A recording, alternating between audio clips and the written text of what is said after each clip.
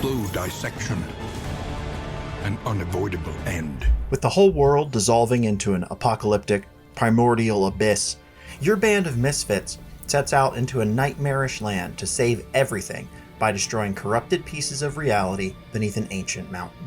They'll probably fail, taken down by ambush, infighting, or just bad luck. But maybe fortune favors them, and they destroy some unspeakable horror, and then gear up for the next run. That's the routine in Darkest Dungeon 2, where I was never sure if I'd journey from desperate despair to delicious delight, or from frolicking fun to futile frustration. Enjoying it takes the spirit of a gambler, someone always willing to hold out hope that the next run will be better than the last. Ahead, a bestial refuge, littered with bones and less identifiable remains. Building on the turn-based combat of Darkest Dungeon, Red Hook Studios has made a brave decision. Darkest Dungeon 2 is not the same kind of game. Instead of an epic-length, ongoing campaign where your party embarks from and improves a central base, here your stagecoach runs a gauntlet to the looming mountain, getting stronger each time. The point of no return welcomes you with open arms. It's a tough trade-off, and though I miss the sense of place that Darkest Dungeon's town creates, this sequel has less potential for major setbacks from punishing party wipes. Win or lose, you earn currency to unlock persistent upgrades to your traveling coach, new hero types, stat buffs, and items for the random drops to pull from. What's still there from Darkest Dungeon? It's all just very stylish. Forward now, into Oblivion's inky embrace. Creepy characters, unsettling music, and gloomy writing combine with the cutthroat game design to make one of the most distinctive early modern dark fantasy worlds in gaming. What is it then that gazes back so intently from the abyss? And yes, that's the same gritty narrator, and his melodramatic lines are so overwritten and overwrought that I cannot help but love them. Even now, I can hear the echoes of those awful invocations. While the graphics are now 3D instead of the 2D paper doll look, they still make use of Darkest Dungeon's signature heavy line style. This gives everything a much stronger screen presence, adding a sense of weight to more of the cast and monsters. It's topped off with some great inventive animations. The combat design is also a step up. Character position and skill rank still dictates how you fight and what skills can be used on who, but many powers and abilities have been distilled into a system of handy status tokens to gain and exploit, such as bleed, blight, weakened, dodging, and guarding, among others. These effects matter for both your team and the enemies. Creating a flexible team that can fight any enemy lineup is a fun and engaging strategic challenge, especially when dealing with abilities that shift characters' positions around. Awash in turmoil. Heroes who die are dead for the rest of the run, but are replaced with a random new class if your survivors make it to the next inn checkpoint. But the truth is that most mid to late game runs are doomed by losing even one hero, because each one fills such a unique role in a successful team build, and being under strength in a fight is a huge disadvantage. Once again, teetering on that terrible precipice. While it becomes great if you can get over the hump, I think a lot of people are going to bounce right off of Darkest Dungeon 2 based on the first dozen hours of play. To be fair, its startup screen warns you that failure is inevitable, but those first runs serve to highlight its worst parts, while obscuring the better, more nuanced tactical gameplay that becomes possible once options have opened up. It's a classic roguelite grind trap. Frustration will come from the morass of subsystems and mini-games, like the time wasted steering the off-kilter stagecoach between encounters on your map. Thankfully, the locations themselves are pretty cool, from a variety of combat encounters to restful oases, traders, and refugees to help. A full campaign of Darkest Dungeon 2 takes roughly 60 to 80 hours, depending on how lucky and clever you are. It took me 62. Most of that time was spent on attempts at reaching, then figuring out the puzzle to beat the 5 end bosses. Dragged back from the brink. Make no mistake, if you want to complete a campaign, you're in for a grind. So especially in the early hours, that grind often just doesn't shake out in a rewarding way.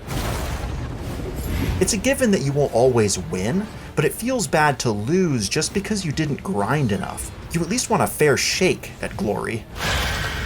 Sometimes you'll grind for hours, earning progression, hoping that whatever you need will unlock, only to find what you needed was to take a specific hero to a specific shrine while on a quest, or lucking into a perfect run where just the right trinkets drop and the right pair of heroes develops just the right relationships, both factors completely out of your control.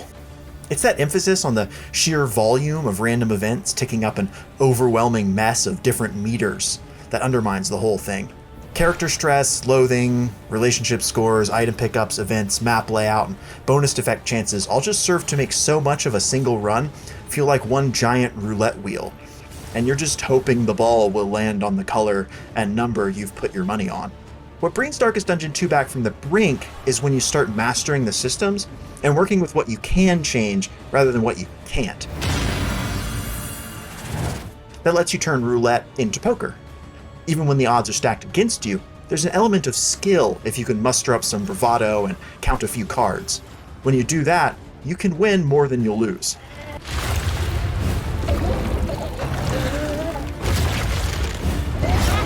Darkest Dungeon 2 lives or dies on whether you're interested in tweaking, building, rebuilding, and figuring out new uses for its characters in parties of 4. If you do, it contains a bottomless pit to dive into. There are 11 hero classes, with a bonus 12th as an unpredictable mercenary, and each one is undeniably unique compared to the others. Heroes have 5 skills to start and can equip 5 skills at a time, but end up with 11 total choices once you unlock them all by exploring their memories in hero shrines while on a run. Together with her sisters, she tended the Order's sacred flame in pious humility. One of the many possible stops along travel paths, shrines are vital to beating the campaign, but rarely add to your current run. That's a weird and frustrating piece of meta progression that for some reason stands outside the otherwise succinct candle spending system. But it's where you find hero paths to tweak their stats and skills in really flexible ways. The Grave Robber, for example, can shift from a multi-role attacker to a ranged specialist, depending on how you configure her and if you've got the right skills available. After all that unlocking business is mostly over and done with, building up your team of heroes in a run is where more than half the fun is in Darkest Dungeon 2. You pick your lineup, figure out how their skills synergize, arrange their order from front to back, and exploit the hell out of it until you win or lose. A master stroke. You'll further customize your team mid-run with trinkets and consumable items, skill upgrades, and leisure time buffing items on them while it ends between regions. All of that tweaking and adjusting becomes integral to your strategy because you can control so little about what otherwise happens in a run. You just have to be ready to accept some otherwise perfect runs ruined by bad roulette spins to enjoy the ride. An inkling of potency still lingers in some of these well-worn relics. Building those teams is fun, as is seeing what happens to them in action. They might grow to love or hate each other as events go on, and you choose which one of them gets to respond to places and events. The man-at-arms might choose to fight a band of monsters head-on, while the jester would rather pay off the beasts and flee without a fight. They gain character traits from events in combat, fear of bleeding from getting cut a lot, or suicidal bravery from succeeding against the odds, for example. Relationship bonuses can stem from both character traits and events, and the knock-on is that in combat, the two characters will either empower or undermine each other. It might be a fatal flaw if your characters debuff each other whenever they attack, but when the stars align and your defensive moves also buff your attackers, magnificent.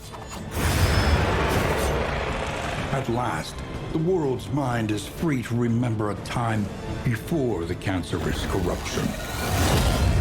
Interesting and exceptionally flexible turn-based RPG combat keeps Darkest Dungeon 2's roguelite progression fresh for hours, if you can push past the early, intentionally punishing humps and like it for what it is, rather than the close reach out of Darkest Dungeon that it isn't. Its structure may be frustratingly random at times, even so much as to feel meaningless or pointless, but a gambler's spirit can see you through those weird patches of bad luck or directionlessness. Besides, this game would have to be really bad to drag down the vibes of the moody lines and grumbling narration that live at the heart of Darkest Dungeon 2. the enemy weakens and wanes. For more, check out our reviews of Honkai Star Rail and Dredge. And for everything else, stick with IGN.